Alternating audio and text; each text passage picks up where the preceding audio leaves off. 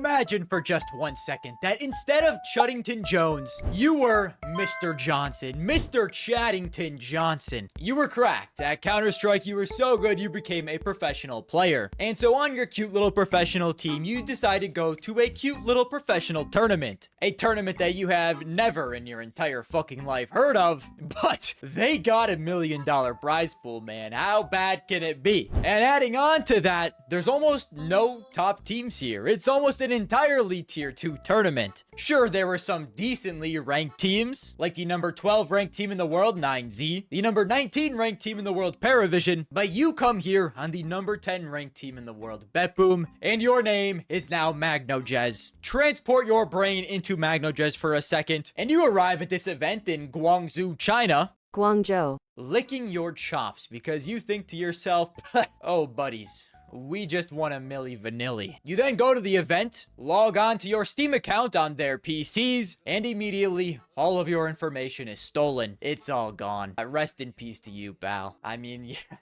That's exactly what happened to poor boy MagnoJez here at this event. But along with there being spyware on the PCs they gave all of the pro players, there were constant technical delays. It's a great way to burn your economy quite quickly. This is very worrying, because I swear I saw the lights fade. At the same time, our screen has just gone black, and so I'm now worried about a power cut. With the first day of this event lasting until 4 a.m. local time, players randomly getting kicked, players crashing mid-game, config issues, desk issues, a transformer fucking exploding, causing a blackout of the entire arena, a fire breaking out, the stream randomly going down, horrible audio quality. Same.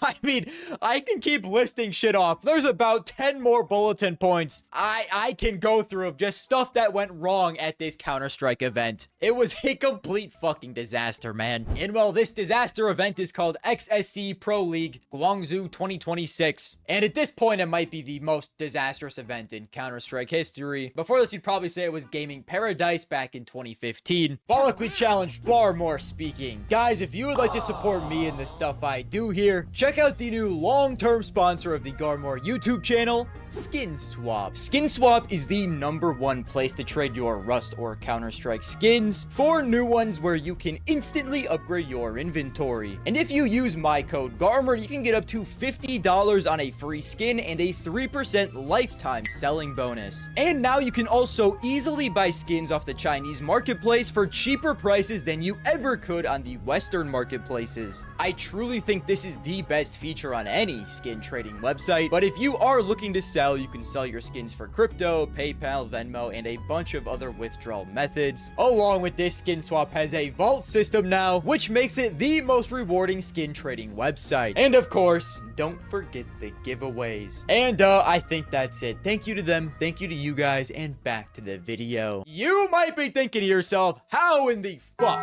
can XSE ProLeague possibly be worse than this? And well, at the time of me recording, the event isn't fully over yet, and hopefully the winning team still gets paid the money that they're due. I'd say, you know, you're gonna figure out why pretty soon. And I mean, even if this event isn't worse than Gaming Paradise, at the very least, it is the worst event that we've had in the very short history of CS2.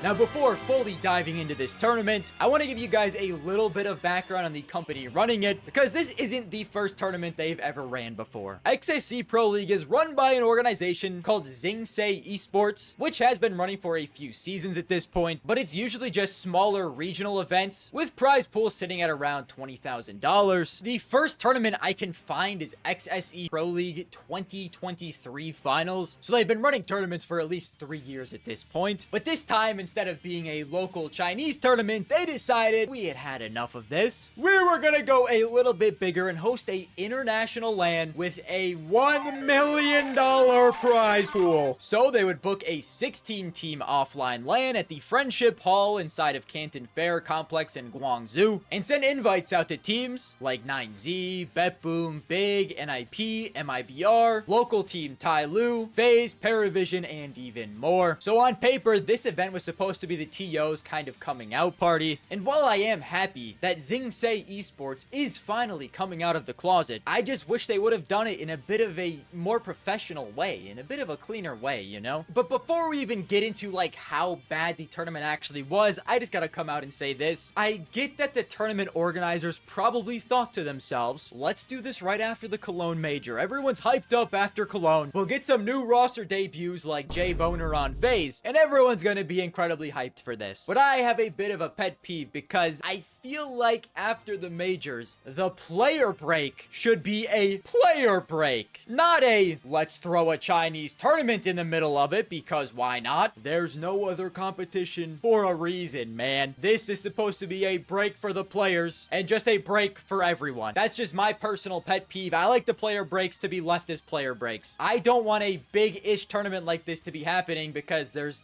no other tournaments for a reason. Anyways, let's get into day one. Day one of this tournament was supposed to be 8 BO1s in a Swiss stage format. And you'd get through all BO1s fairly quickly, at least in theory you were supposed to. But unfortunately, it fell apart almost immediately. The opening match got delayed by an hour and a half before it even started. The desks were wobbly. Some of the players' PCs literally didn't have CS2 installed, which is crazy when you think about it. What the fuck do you mean we're at a $1 million Counter-Strike tournament and the computers the players are supposed to play on don't have the literal one thing you need installed on them? There's one thing you need, bro. You know, the games were crashing mid-match. Coaches were sitting behind their players and sound was just simply not going to their headsets. And a part of the reason why there were so many issues early on is the production team was staffed with people that didn't speak the same language as the teams in attendance. And number two, it was staffed with people that quite literally did not know what they were doing. And this is not a dig at the people working there. I mean, they quite literally hired people that had never done this before. There were temporary hires and interns that were working for a very, very small amount of money or no money at all. They were just doing this for the love of the game and to get experience in the workforce. So a majority of these temporary hires and interns didn't really know what was going on. And so while at this event the players were fighting for their lives to simply play a match of Counter-Strike, all of us little chunguses at home couldn't watch the game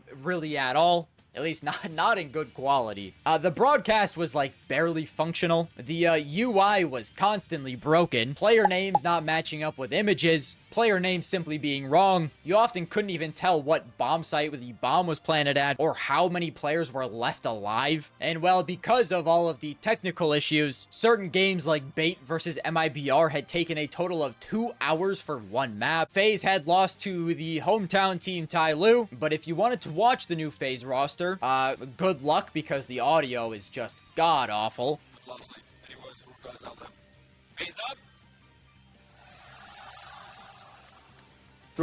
Who is J Bone 1? I thought FaZe added J Boner. And while day one was a technical disaster class, the shit that started going on shortly after this was so much worse. Guys, did you hear? Blame F stopped working out. And he grew a beard. Look at this. And oh my god, aliens have abducted the rest of the big team and tried to replace them with all clones. This isn't Fob and Grix, JDC, and Tapson. Oh my god. Day 2 was not much better. During the 0-1 game between 9Z and Sinners, a literal transformer exploded. Yep, a transformer exploded. And power to the entire venue went out, where you can see on this video. Honestly, I'm happy because we needed more delays. At this point, I was thinking we just didn't have enough. But I feel like you really have to fuck up to make the entire venue lose power. You know, I get it's not like the tournament organizer threw a grenade at the transformer and caused it to explode. But like, wouldn't having a generator or something at least keep power on? But this transformer exploding in a power outage wasn't even the worst thing to happen this day, as this is also when MagnoJazz was hacked. And then when they looked a little deeper to find out how this may have happened, MagnoJazz and BetBoom found that there were keyloggers and remote access Trojans installed on the TO-issued PC, which meant that MagnoJazz's passwords were now in the hands of an evil man, and all of this shit was stolen, you know, on a day where he's supposed to be playing professional Counter-Strike. And along with with this, his teammate Zorte also reported there was malware on his machine, along with World of Warcraft installed on it. At least they had taste at the end of the day. But it does quite literally seem like they just grabbed these PCs, didn't do anything, didn't turn them on, didn't, clean them, didn't reset them, pick up the PC, put it in the venue. Our job here is done, fellas. Hey, professional players, have a blast with these PCs. Wink, wink. I sure hope nephew of the CEO of the tournament organizer doesn't have anything suspicious installed on it to get all of your juicy Counter-Strike skins. Wink, wink. But yeah, I don't know all of the legality stuff of this, but being a professional player who goes to a tournament and then in turn gets your password stolen and account hacked because the tournament didn't do their due diligence on the PCs they picked up, that's gotta be grounds for some type of lawsuit. You know what I'm saying? I don't think he actually lost anything, but if my brother would have lost any skins, we're actually so lucky Valve added that update where you can reverse trades. That is, wow, lifesaver right there. $1 million tournament as well. Oh my god, bro. There's even more stuff that happened on day one that I forgot about. Peep this fire, JW Clutch. Get a lot of damage as well. If JW could win even one fight here against either Waso Peak or Max, then maybe there is still a chance. He is in a 1 versus 3. It's an awkward corner to be in. Nobody's expecting. They've just completely overlooked it. Do they not see the gun barrel either? I can't believe it, but they're right in front. JW with all the experience and the spray down. He's back for the clutch. Absolutely insane, by the way. He had a USP to start this round, knifed a guy in clutch as a 1v3. Later on, when interviewing him, they simply switched the screen to Anders, who was just sitting there. He don't know what the fuck is going on. Can we get Anders a real job, by the way, guys? Why is it always Anders working at these scuffed tier 2 tournaments? Anders is still a damn good caster, okay? We need to get him at a real tournament. He doesn't deserve any of this, man. Apparently, there's also a fire that broke out during Big versus Lin Vision. I don't know if this is confirmed at all. If there's any pictures or anything. And apparently, there was also a technical delay due to a swarm of bees entering the venue. This is unconfirmed, but I kind of hope that's true because that would be fucking hilarious. There was also, significantly more audio issues of people not being muted when they're supposed to be muted. He is happy. I'm not sure if I'm speaking over Bank, so I'm not sure if I should be quiet here or not. I mean, we've had no game sound the entire time. A lot of bots were spamming copy pastas like Tiananmen Square. I'm surprised a nuclear bomb didn't go off in the venue as soon as that was mentioned. But yeah, just a complete shit show so far. And to make things even worse, the tournament organizers were dickheads to the fans as well. Who could have possibly seen this one coming? Ticket refund policies for anyone trying to get their money back were described as incredibly predatory, making it very, very difficult to get a refund. The meet and greet, which is where the fans get to meet all of the professional players, and what is normally one of the highlights for a lot of the fans in attendance, you finally get to meet your favorite pro. This was also, as you would expect, a total disaster. And in the official community chat, when people were trying to actually ask questions, they were apparently just getting instantly kicked out instead of getting answers, which is a classic from many companies. I think for the resub Sketchly, by the way. Channel mod, by the way, please respect him. How did USA... Yo, mods, can we unmod and ban this guy, please? But the good news is at least XSE didn't go completely quiet. They did give a official response saying that they were not adequately prepared for the technical issues that struck on the first day of the event. You don't fucking say. They then confirmed that the reports of the delay on the second day were caused by a power outage, which, anyone with eyes could have probably confirmed that. They also said that they dismissed the lead admin responsible for not wiping all of the PCs that gave MagnoJez the malware, which, it probably was an unpaid 8-year-old anyways, so it isn't really his fault. So, I mean, the good news at least is, they did kind of take accountability. I still don't know how exactly the whole refund thing is going. It would be better if they would give full refunds to anyone who wanted them, but I guess, at least they're trying. It does seem like the tournament has been going fairly well since, the first 2 days disaster class, so that is good at least. But there is still quite a bit of outrage saying that they should never host a tournament again, and I'm kind of inclined to agree with them. I don't know. If they actually do get their shit together and this was just a fluke and nothing like this ever happens again, then maybe. But I do think the first 2 days of this event were so unbelievably egregious. They probably should never be able to host an international event again, and I feel like a lot of local teams wouldn't even want to attend their events either. But at this point, I feel like the biggest concern is the prize money. Is it ever going to get paid out? I do think that they have been around long enough. It has been a couple years. The tournament has been running smoothly. I wouldn't be too worried about that. But I mean, if the prize money doesn't get paid out, it's just going to be the cherry on top. Very similar to another horrible tournament that followed shortly after Cologne and was a complete disaster.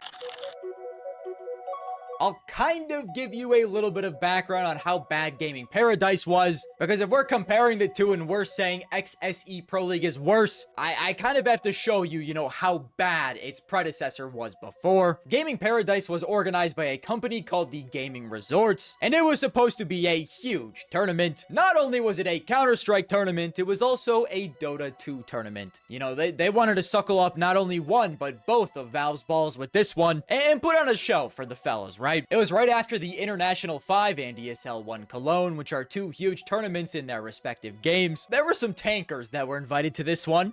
Virtus Pro, Na'Vi, Mouse Sports, Titan. And while you really couldn't consider it like an S-tier international tournament because there was only 8 teams in total in attendance here, and only a prize pool of $50,000, it was still a decently big deal at the time. And well, right when this tournament started, there were already problems. The promised shuttle buses to bring the teams from the airport to the venue simply never showed up, leaving rosters stranded at the airport for hours. And when they did finally make it to the hotel, the accommodation they were promised was nowhere to be seen. Like, for example, Virtus Pro and Mouse Sports had been told they'd have multiple apartment-sized rooms, and instead they were squished into a single bungalow, with players sleeping on couches and the floor, with Mouse Sports' manager at the time calling this place Slovenian hell. This tournament was in Slovenia, by the way. The PCs that were needed to run the tournament were just simply not here, with the organizers initially telling the teams that they had been stolen in transit. But other reports also just said that Gaming Paradise simply didn't pay for them, so the rental company confiscated all of the PCs, which meant the event couldn't be played. We didn't have any goddamn PCs, man. And well, at this event, it was supposed to be Counter-Strike first and then Dota after. The Dota 2 team saw all of this unfolding and reasonably got a little nervous because they realized that these fuckers had no clue what they were doing. So the Dota 2 teams called an emergency meeting, and because of all of the delays and teams needing to leave to go to other tournaments, and combined with the Counter-Strike teams threatening to leave the tournament if conditions weren't improved, the Dota 2 tournament was completely canceled. But unfortunately for the Counter-Strike teams, it went on. So while the event didn't pay for the PCs, supposedly, I guess they also didn't pay for the hotel rooms. So staff started confronting the teams and players about missing money, eventually confiscating the passports of the players on Titan. This wasn't even the teams and the players' fault, man. This was an extremely big issue because Titan was also scheduled to fly to Dubai the very next day for a $250,000 ESL event. And when Gaming Paradise stepped in to try and get these passports back, local police and international embassies had to get involved before players were able to get their passports back. The final was a single map instead of a best of 3. It was completely rushed, and even with this, it didn't end until 4 a.m. The team that won was Kingwin, but a few months after the event happened, Gaming Paradise informed the team that they simply were not going to pay them the winnings because the company was filing for bankruptcy and literally had no money. So, after looking at both of them, I think Gaming Paradise probably is still the worst event in Counter-Strike history. It was truly magical how disastrous that event was. But I do think, without a doubt, XSE Pro League has been the worst event in CS2 history. And I just still can't believe, MagnoJez got his Steam account hacked here, bro. We'll have to see what happens to the tournament organizer, because the tournament organizer of Gaming Paradise was bankrupt within a few months. And like I also said, I don't know where these fuckers got the $1 million to have as the prize pool here, considering all the events they had before this were like 10k, 20k, not that much money. So this is a drastic jump. It does make me a little concerned. How do they have the money to pay this out? Will they go bankrupt because of how disastrous this tournament was? I don't know, but I do think the best way to close out this video is with this Chinese fan's comment on the CEO's Twitter. Yes, a brutal ratio, and a comment from a Chinese fan. The event is run so trashily and yet so expensively. Coming up on X to apologize. What the hell was that garbage you posted domestically? You dead mom worshipping bootlicker of foreigners. With trash like you, domestic CS events will regress 10,000 years. Fucking disgraceful. Bro, Chinese fans are feral. I get it, man. They're not getting refunds. Holy shit. Fuck your mother's cunt. The competition was run like a total pile of shit. Guys, if you think this is the worst event in CS2 history, liking the video, subscribing, turn on notifications, and that's it for me, fellas. I will see you all next time.